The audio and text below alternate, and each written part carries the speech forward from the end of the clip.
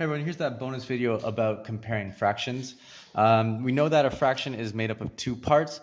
We have the top part and the bottom part. This top part, we can call it the bits, the pieces, and this bottom part, we can call it the whole. Okay? Um, we can also call these by the proper mathematical names, which is the numerator and this is the denominator. We don't really need to know those words, but if you want to use them, all the power to you. When we're comparing a fraction, we know a fraction is, well, if this is a bit and this is the whole, it's going to be a part to whole relationship. I'm looking at part to whole ratio.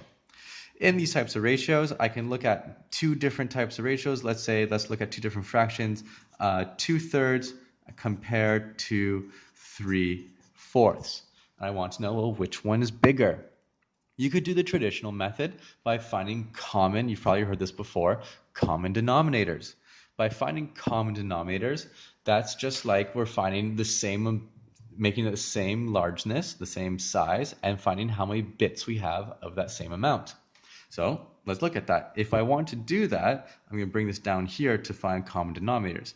Common denominators, 3 and 4, I'm going to use my LCM. The LCM of these two numbers is, of course, 12. How does 3 scale up to 12? It scales up by a multiple of 4. That means if I do it to the bottom, in order to keep the ratio the same, I have to do it to the top. So I'm going to have 8 out of 12.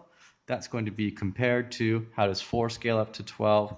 Well, I times by 3. If I do it to the bottom, I need to scale up the top in order to keep the same ratio. I now have 9 out of 12. Since we have the same amount that makes the whole, I have 8 bits compared to 9 bits. Well, which one's bigger? Well, 9 is, of course, greater than 8. There we have it. That's pretty easy. That's our traditional way. I'm going to show you something else in here. Just like in our last videos where we could compare the amount of the same amount of water, which one has more concentrate, that means it's going to be the most aptly. If I flip that around, I can find the same amount of concentrate and look at which one has the least amount of water. So let me look at that with my fractions here. So this one here, I'm going to find common numerators. So what are the common numerators? Our LCM between these two numbers? Well, it's going to be 6. How does 2 scale up to 6? By a multiple of 3. If I do it to the top and to the bottom, I'm going to have 6/9. That's going to be compared to, well, how about over here? This one can be times 2 times 2.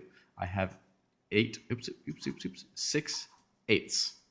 So here I have, just like the last video, I had the same amount of concentrate, but now how much of the other things do I have?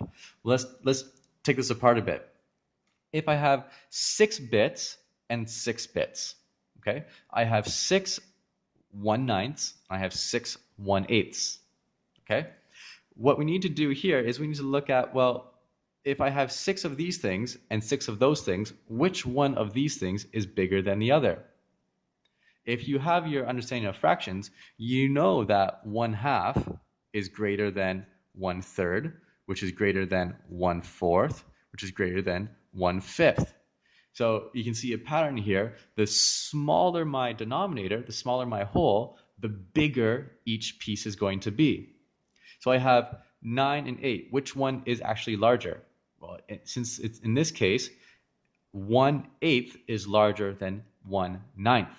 Since 1/8 is greater than 1/9, I have 6 bigger bits compared to 6 smaller bits. If I have 6 bigger bits, it's going to be bigger than 6 smaller bits. So I can say here, that one's greater than that. And then we can compare them. And we can see that our answers still match up here.